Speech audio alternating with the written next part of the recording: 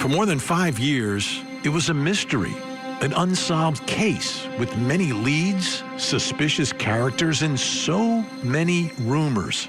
Investigators released very little information, but journalists, podcasters, and true crime followers all speculated on what happened to best friends Abby Williams and Libby German, two teenage girls living in the small rural community of Delphi, Indiana, a town with just 3,000 residents.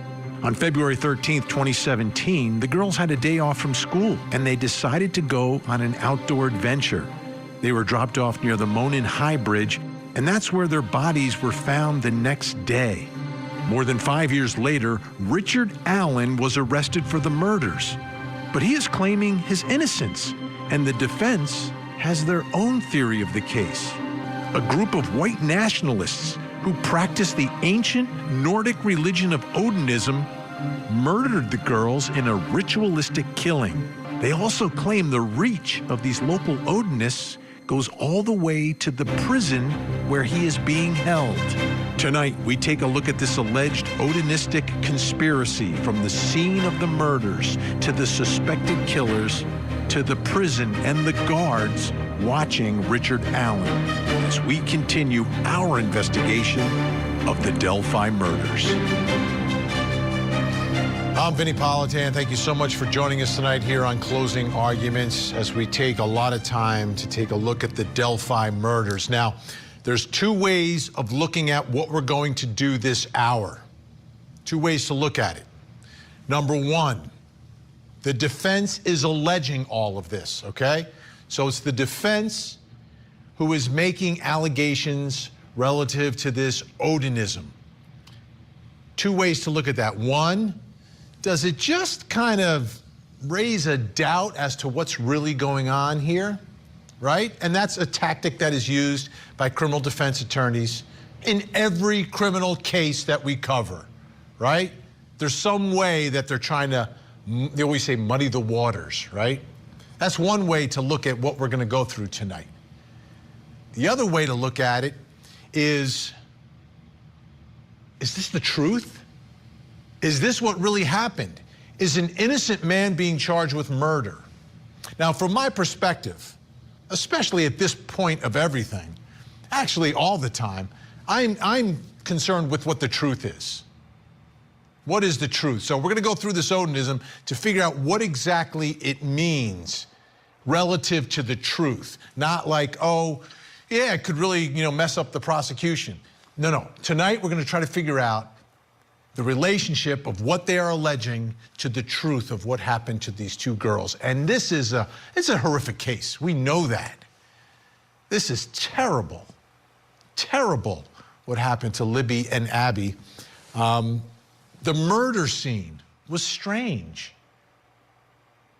There were things at this murder scene that were a little bizarre, perhaps staged, perhaps a ritual.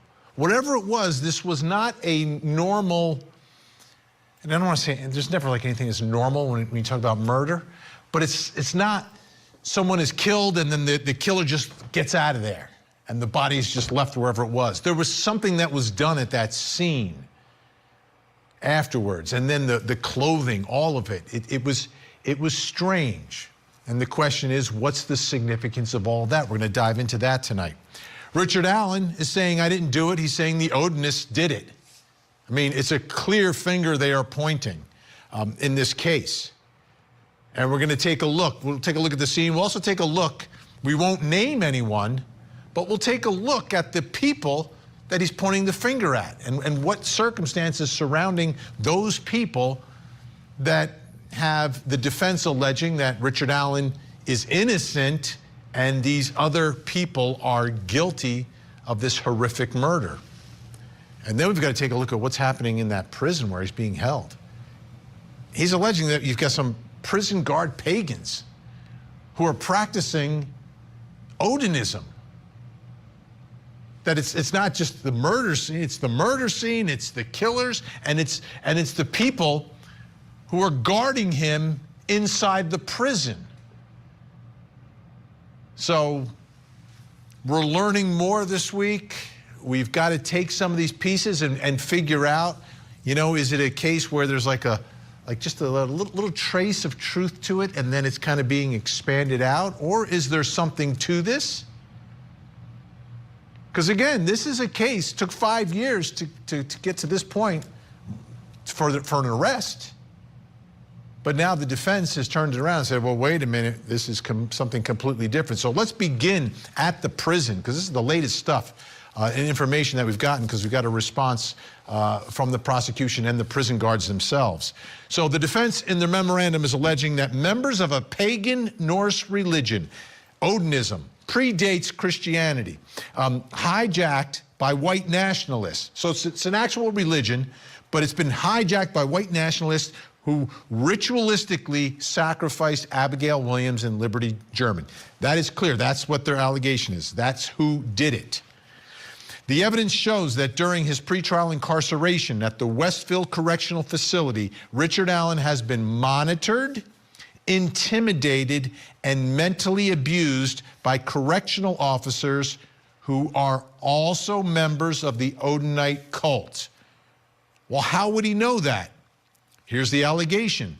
These Westville corrections officers boldly wore patches on their Department of Corrections uniforms that proclaimed, "In Odin we trust," along with another patch displaying symbols of Odinism, the interlocking triangles. Big allegation, right? On their uniforms, they are wearing these Odinist symbols and being very bold about it. So what was the response from the prosecution and from those prison guards? We've got that for you tonight. The state's response was, and again, we're not naming any of the corrections officers here, that both Sergeant X and Sergeant X have worn patches that refer to Odinism, that those patches reflect that Sergeant Unnamed and Sergeant Unnamed's religious beliefs are not associated with any kind of cult. So they are Odinists? That's what I'm hearing. Now, affidavit from each of these correctional officers. We begin with number one. I have been an acting supervisor in APOD, where the defendant is housed since late February, early March 2023, that I do not practice Odinism and that Norse paganism heathenry is my practicing religion. So it's a different form of paganism. I guess Nordic, because it's Norse, right? Heathenry, not Odinism. I don't know the difference. I'm sure there probably is a difference. You know, there's a difference between Roman Catholics and Greek Orthodox and other types of Christians. I get it.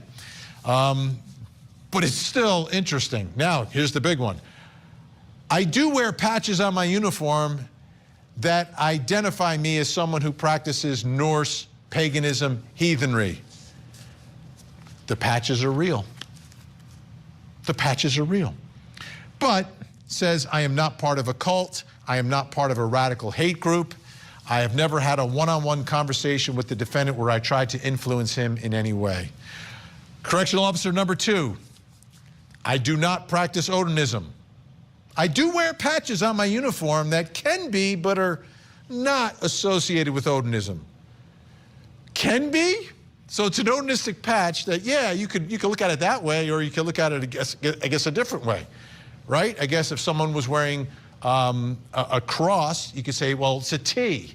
It wasn't a cross. I don't know. That the patches pay the utmost respect to my religious higher power, the same way a Christian person would wear a cross. There you go. Okay. How about that, folks? How about that? Let's bring in my guests. Joining me tonight in Indianapolis, Indiana, hosts of the Murder Sheet podcast. Make sure you download tonight, Anya Kane and Kevin Greenlee. And in Salt Lake City, Utah, I saw him shaking his head, retired police commander, host of the Profiling Evil podcast, also an expert on religious cults. Mike King is with us. All right. I'll get to you in a second, Mike, because I know you got a lot to say about this. All right, Anya and Kevin, so this was the week where we had the response, and am I reading anything wrong? And do you have more information that it seems these guards, two of these guards were wearing patches associated, whether directly or loosely, or could be interpreted as Odinism. Yeah, so it's interesting, and we've learned a lot about heathenry and paganism since all this came out. But heathenry is a blanket term that refers to people who believe in the Germanic gods of old, the Norse gods of old. And that includes people who are not racist, they're not in cults, they're just normal people like you and I, like just like how I'm a Roman Catholic, right? And that's their religion, nothing wrong with that. Odinism refers to a slice of that community that takes that and is white supremacist. They're linked to prison gangs. So basically calling all people who are heathens Odinists is a bit like calling all Mormons or people of the Church of the Latter-day Saints, affiliating them with followers of Warren Jeffs, who runs a polygamous cult that targeted young children. So it's kind of like the defense is painting with a very, very broad brush when they refer to basically all symbols associated with heathenry as being directly linked to Odinism, if that makes sense. Yes, it does. It does. And we've been saying from the beginning, freedom of religion in this country. You can practice whatever you want. I mean, this religion predates Christianity. It's been around a long, long time. But how common is it? Because before this, I'll be honest, never heard of it. Don't have any friends who have ever discussed it with me if they practice it or if they know people that practice it. In all your research, you're finding that it's more common than we might think? I think it's interesting because we've definitely found and heard from a lot of pagans and heathens who've reached out to us saying, I in no way am involved with child murder or child sacrifice. That's not what me and my fellow members of the faith are about. So we've definitely heard more about it now just because it's being sort of targeted by the defense in their, scheme of a grand conspiracy involving Odinists across the state. And so I think it's probably a little more common than we might think. And again, most heathens are very normal, just nice people. Odinism, the sect, the kind of side of things that aren't so nice, that is linked to white supremacy, criminal gangs, prison gangs. So that is where you actually do get people who are, maybe more, concerning, I suppose. Right, and that's where the defense says that it's been hijacked by white nationalists, which would be folks in prison. And the question is that where these prison guards are? Or are they on the other side of this? All right, Mike King, when this all came down, we were like, there's no way that you're allowed to wear these patches if you're a prison guard. Like, you wouldn't be able to wear, whether it's a Star of David or something that would show that you're a Christian, a cross, Jesus. I don't think you would do that on your actual, but apparently it was permitted. So what are you taking away from this tonight, Mike? That once again, expect the unexpected in these kinds of cases that we look at on court TV, Vinny. I mean, I was one who stood up on your show and said, I don't believe it. And I'm still scratching my head thinking, who made the rule that allowed that kind of whackery to happen? There's a thing called separation of church and state. And the inmate deserves to know that this is a fair and impartial system. The people working in that system need to know that I don't have to share what my favorite kind of brownie is or anything else. I need to go and do a job of ensuring that inmates remain in a facility, that they're given opportunity to grow and develop and hopefully get better, but that we protect the community from them when they're in there. And I'm just so disappointed in the fact that they were allowed to do that. And hopefully when that rule came down and they pulled those off of their uniforms, somebody did a serious relook at what a uniform should look like. And Anya and Kevin, the warden permitted it, right? It wasn't like these were rogue officers who were breaking rules there. This was actually permitted. Yes, it was permitted.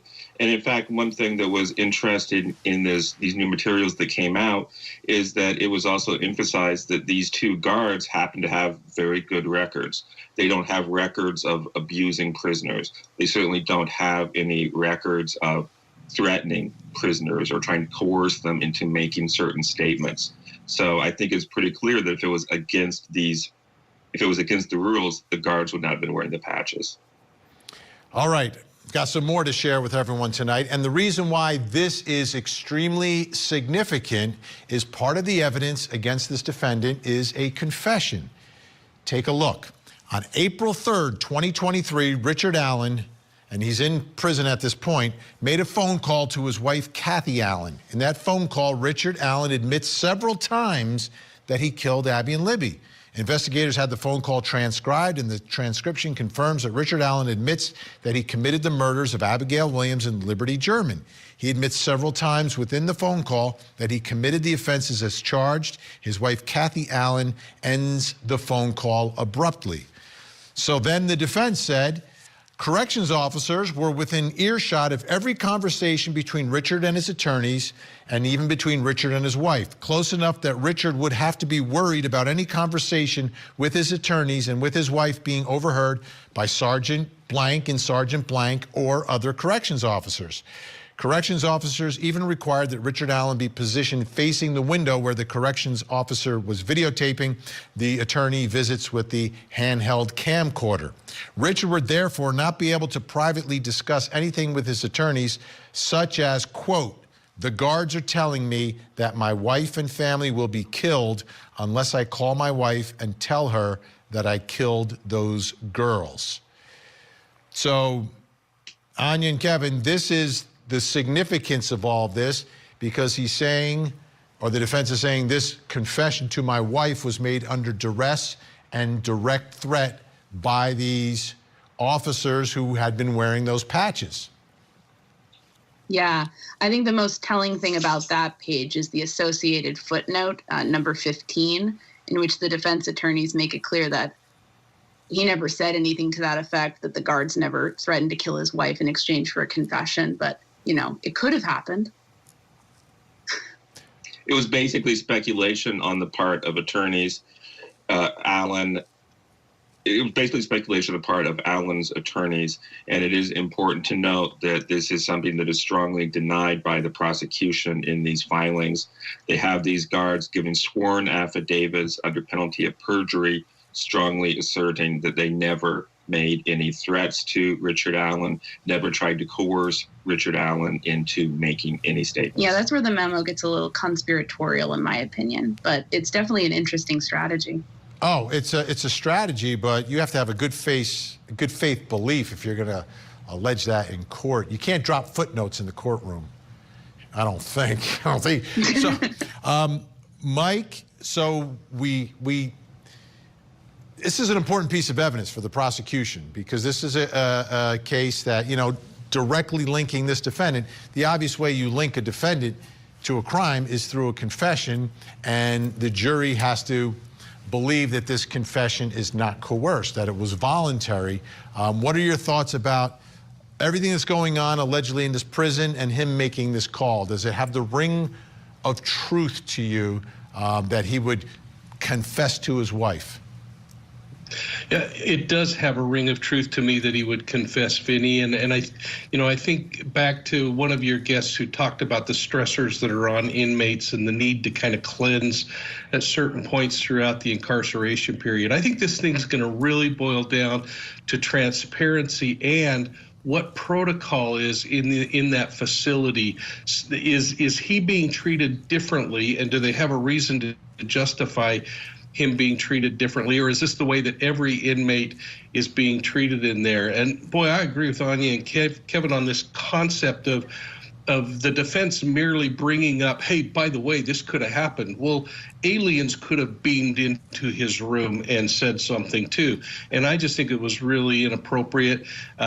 Again, I have to keep pinching myself and saying, wait and see as more evidence comes out, because this case keeps just surprising me day after day. Yeah, the only way that gets in front of the jury is if Richard Allen gets on the witness stand.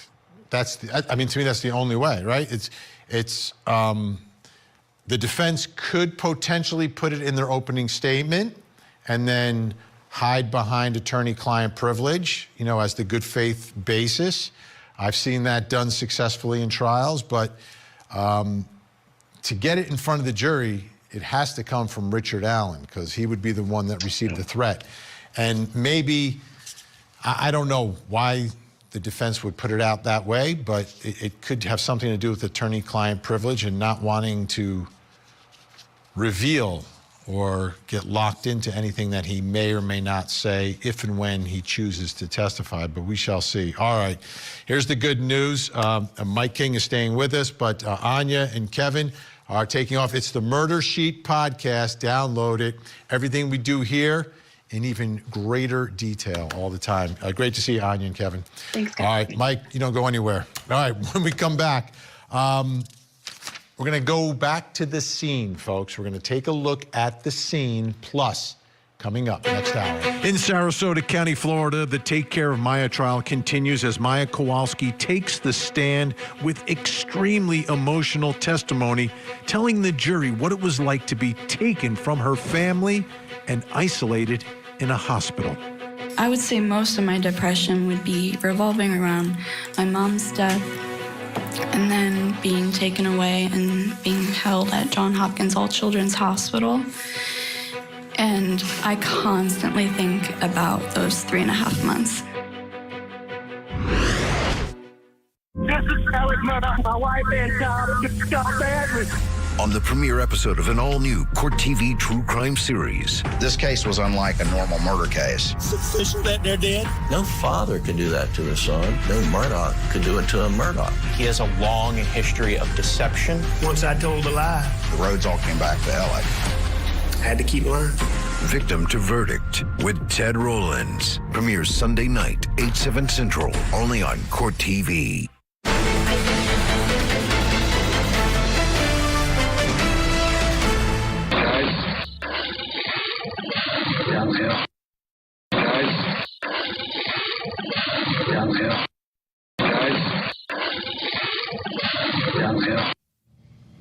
That's the killer. That's the killer. Now, did he act alone? Did he act with others? Or is it not the killer? Is it Richard Allen? This case has really taken on a life of its own at this point. You know, it took 5 years. 5 years, nothing, nothing, nothing. Now we've got all these different things happening at once. So let's get to the scene of the crime. And we have put together this graphic that is based upon the description from this defense filing, this defense memo. So you have Libby laying flat on her back, her left arm stretched above her head, touching the base of the large tree. Her right arm was placed along the side of her body. A large branch was placed on her left shoulder. The branch extended above Libby's head and below her legs. Two smaller branches formed a V where her legs joined. Both sides of the V extended upwards towards Libby's head. The branch extended across Libby's body on a line from the right shoulder to the left shoulder. Then we go to Abby, just feet away from Libby at an angle. Abby's legs are feet away from Libby's legs, their heads just a few feet apart. Abby was on her back, elbows bent with her arms placed on her chest. Abby's left hand and arm were the left side of the face, right hand and arm near the right side of her face. Left leg was straight, right leg was bent at the knee. Her bent right leg was under her left leg. 3 tree branches placed on top of Abby in the shape of an asterisk. Above Abby's head, smaller sticks placed over her hair, crudely mimicking horns or antlers. Okay, that's the scene. That's the scene. Let's bring in our guest, still with us, retired police commander, host of the Profiling Evil podcast, Mike King. In Orange County, California tonight, investigative producer and author of Forest for the Trees, Chris Todd, is back with us. And finally, in Jacksonville, Florida, retired FBI Special Agent Jennifer Koffendorfer is with us. Okay, great to see everyone. So we've got these prison guards allegedly wearing these patches. Now the allegation is that this scene is ritualistic in nature. Chris Todd, what are your thoughts about the scene itself? There's a lot of strange things going on here. Well, and also just to get my tidbit out tonight is now the discovery file is being leaked. So now supposedly the real photographs of the bodies are being leaked to podcasters. So that's the latest thing that I'm getting flooded with over the last 48 hours. So wow. Yeah. So I'm not going to comment too much about it, but from what I'm sensing is when people talk about the sticks and the shapes, I'm basically getting some people are like, oh, it's a ritual. And I'm getting some people being like, oh, it looks like they're crudely buried in a very dark manner. So there's something there for sure. So it seems, Jennifer Coffindaffer, what we may have here is one of those like ink blot tests, right? You put it out there, some people see something, some people don't see something. Depends what you're looking for or not looking for. That's right. Sorry, Vinny. Yes, that's right. I think that those sticks really probably serve to try to mask the bodies and cover them up. But the way they were laid, it made these antler shapes, it made these formations that the defense is saying, look, this is an Odinistic style burial, if you will. And that's what they're running with. Like you said, their ink blot says Odinist. Mine says covering the bodies. Mike King, you studied religious cults, the way they act, the way they do things. Let me throw out a couple scenarios here. Have you ever heard of like a ritualistic killing done by one person, or is it done by a group when they're doing it as a ritual, as some sort of a sacrifice? Oh, no, absolutely. There are individuals who have committed ritualistic crimes. Sometimes that can go as far as even a predator who takes someone and they know that that victim, for instance, is religious in nature, and they will use that against them. They will tell them, I'm going to kill your puppy if that's what's important to him. If you tell anybody, somebody else may say, God's going to condemn you forever. But individuals absolutely have taken lives and done ritualistic kinds of things.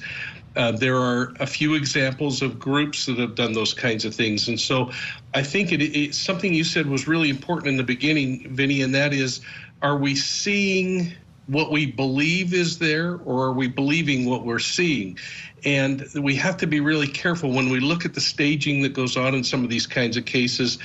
We have to think about the predatory mindset as an individual goes from an organized offender into this disorganized state that many offenders do when the crime scene starts to get out of control. And then we start seeing experimentation and all kinds of goofy things happening in these kinds of cases. So we can't read too much into this until we start looking at it in totality.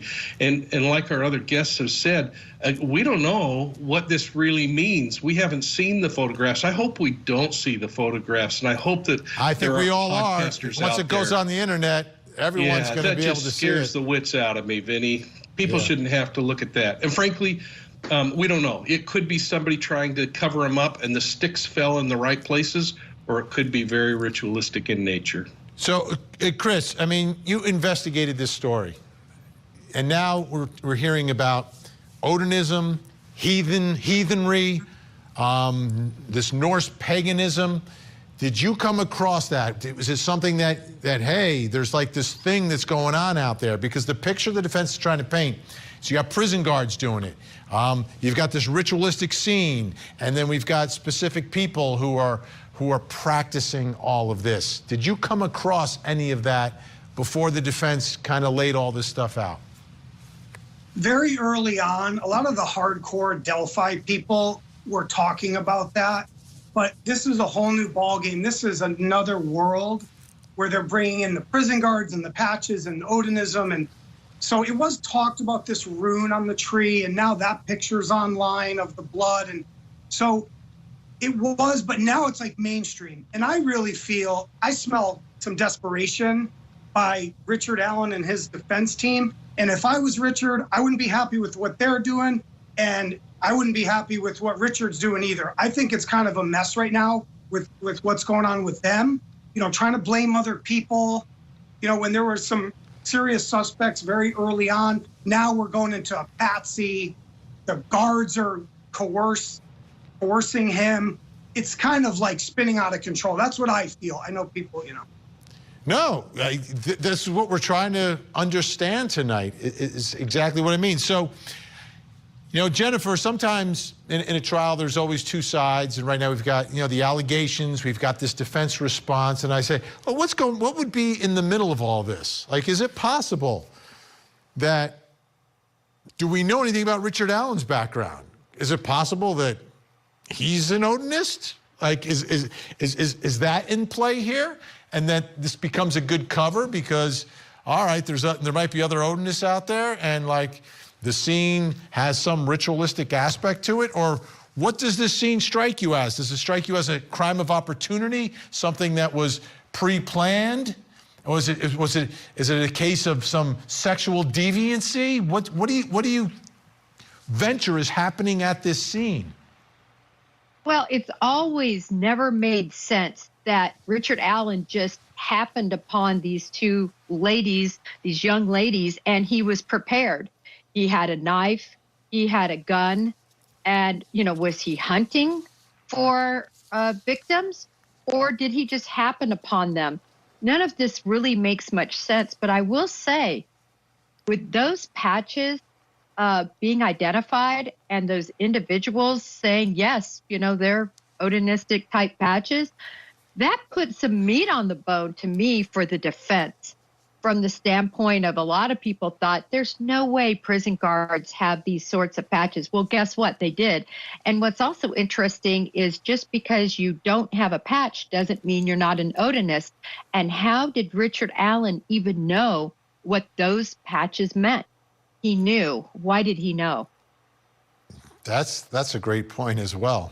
All right, stay where you are, everyone, because when we come back, we're going to talk about those specific suspects. We're not going to name them, just going to give them numbers. But the defense has named them in this memorandum, and we're going to talk about the evidence that they say implicates them as the killers. I've worked hard all my life. I've gone from being a local reporter to becoming a law student to then even going on to teach other lawyers, all before I came to Court TV. As a journalist, lawyer, and teacher, I learned the secret to success is speaking in your authentic voice. And I bring that lesson to my show, Opening Statements, every morning on Court TV. Opening Statements with Julie Grant. Weekday mornings at 8, 7 Central, only on Court TV.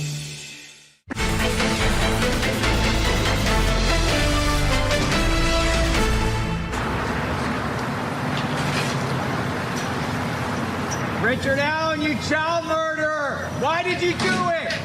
Shame on you! Shame on you, Richard! You're going to prison for the rest of your life!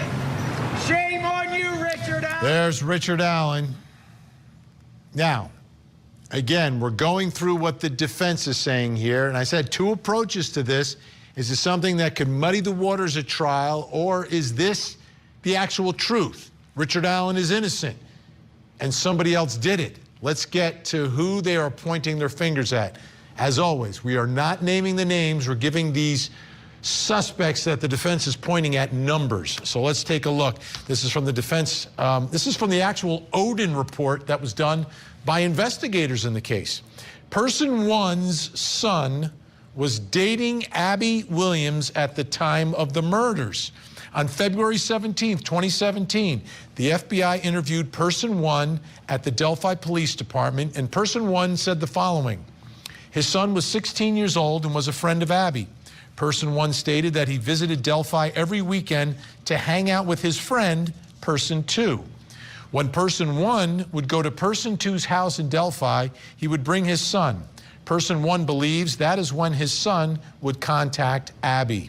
Person one said he and his friend, person two, started a, quote, tribe of Asatru followers. They had meetings at person two's house on Sundays and have 5 or 6 regular members. Asatru is interchangeable with Odinism. Person one's ex-wife told investigators when person one was intoxicated, he told her person one and person two got into a fight while near a river in the woods conducting a ritual. One of them did something the other no longer agrees with, and they no longer talk. She said the river was near person two's house. The friendship between person 1 and person 2 appeared to end around February 13th, 2017. That's the day of the abduction and murder.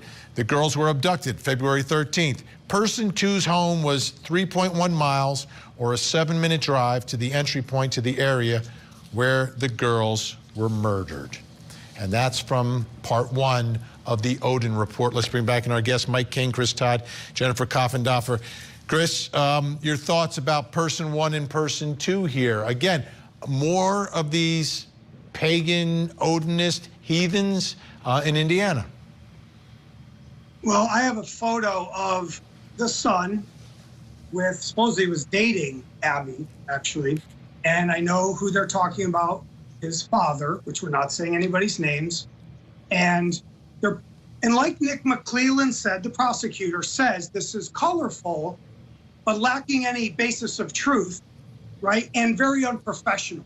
So he's already stated that too.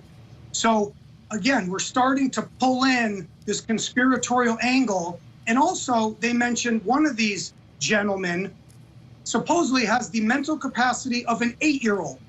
Okay, that's in the Frank's motion. So this is the circus that we're creating with these guys. And I don't know if we're making them famous or we're making them infamous. I don't know what's going on, boots on the ground there, but it's a little out of control in my eye.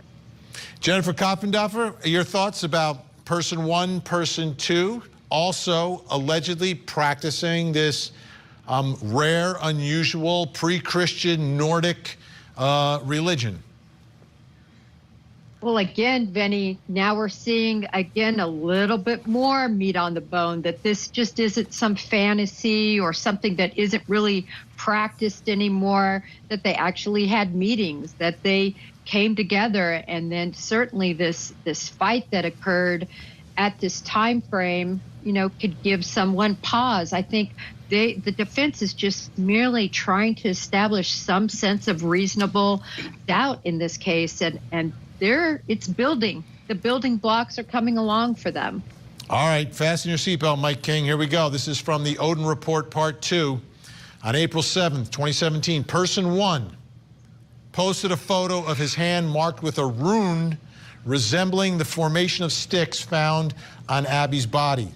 Trooper Purdy learned person 1 was an Odinist and looked at his Facebook page where he saw a photograph of 2 girls apparently lying on the ground of the forest, posed as if they were dead with tree limbs arranged over their bodies. Person 1 created a creepy painting of a man believed to be Odin hanging upside down from a tree with his legs posed similar to Abby's at the crime scene. This painting also contains 2 hidden Easter eggs, including a red F rune at the base of the tree, just like the F rune painted on the tree at the crime scene. A video from February 2016 seems to show an Odinite ceremony. The ceremony is being filmed by person 1, and towards the end, someone who appears to be person 2 uses his hand to make a marking on a tree. Person 1's Facebook page links him to person 3 in Rushville, Indiana, different part of the state. A witness told law enforcement that on February 14th, 2017, person 3 told her he was in a gang, had been on the bridge with 2 girls that were killed, and that someone named Abigail was a pain and a troublemaker. In 2018, law enforcement gave this witness a polygraph test to determine if she was being truthful about person 3's alleged statements, and she passed. Person 3 was asked to take a mouth swab for DNA testing. He then asked the trooper what would happen if his spit was found on one of the girls at the crime scene. Mike King? Yeah, I mean, that's great for the defense to be able to create doubt and question in the mind of a jury, and all of this is certainly for that purpose. The thing that is going to be interesting in my opinion, Vinny, is whether there are other corroborating things that back these up, because there are numerous cases where people have shared insider information that is leaked out, and they purported that they had some kind of inside information. We see it in some serial killer cases.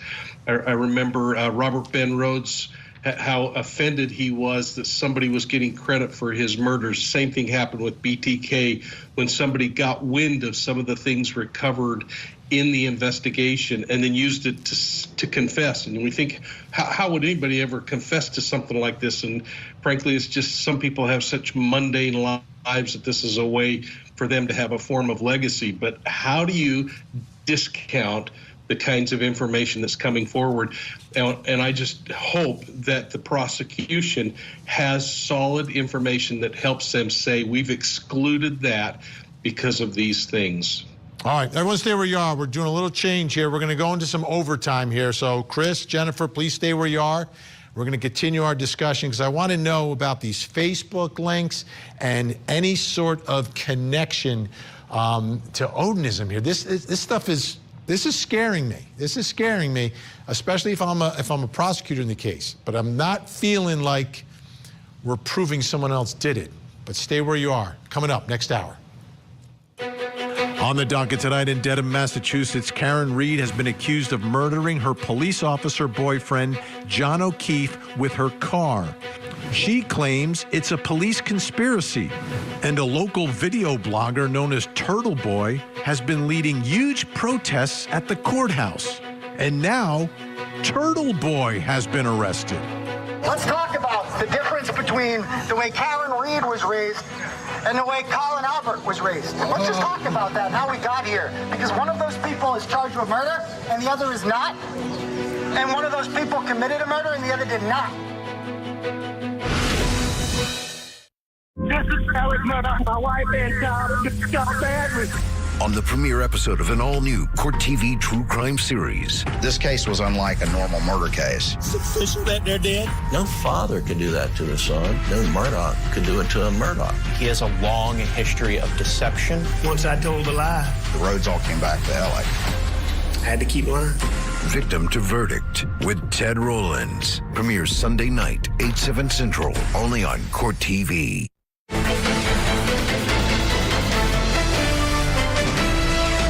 Welcome back. We're talking about the Delphi murders. Our guests are still with us, and I want to break this down. And Chris, I'll begin with you. Looking at person one, Facebook posts predating the release of any of this information. Person three, alleged confession. Person three is the one described as having the reduced mental capacity. Person two is the one who's living near the murder scene 3 miles away, but is having these rituals. Is there a grain of truth to these allegations that you came across? Let's begin with those Facebook posts. And this will fit. I'm working a case in the Midwest of a young man that was murdered, and it's very similar to this, where some of these people will start to brag and toy with you right after the murders, a year later, in different time frames, and they know they didn't do anything, so they can say crazy stuff. Like they're saying, oh, what if somebody spit on them? Is there DNA? And you're like, whoa, whoa, whoa, why are you saying that? So I've seen this before, and I'm dealing with it now, and I will say, when you deal with these people and there's like multiple going back and forth, sometimes you believe them, and they get you on these wild goose chases. So I think this is a case of that, where they're saying certain things because they know they didn't do anything, but they want to jump in. These people are from another town. It's a different county, Rush County, and these police getting involved in this, they don't have jurisdiction. So there's a lot of layers here, but that's the basics of where I'm at now. Yeah. And on that note, Jennifer, if we take a step back, right, because this is now a widening conspiracy, and there would have to be, I would think, some connection between person one, person two, person three, and those correction officers, right? Like they've got to connect them if they want to really bring this together to convince me that the truth is this man is innocent. Right, Vinny, but the bigger thing that just really gnaws at me is what was done with this crime scene. In other words, is there anything from the crime scene that would connect these individuals? As an example, this rune F on the tree. did law enforcement do the right thing and cut out that rune and the bark and look for DNA? There would have been a lot of DNA on there, touch DNA from rubbing and making this rune. The sticks, we know these girls were found by citizenry that were searching. Did they rush to the girls and move the sticks in any way? What about EMS when they came up? Was anything touched? Was anything bothered? When were those pictures exactly taken? And is there DNA that could possibly connect person 1, 2, or 3 to this scene? And at the end of the day, did they have alibis? I just believe the prosecution is going to be able to hopefully make some distinctions here, whether they can even be connected, Benny. All right. Big thank you, Mike King, Chris Todd, Jennifer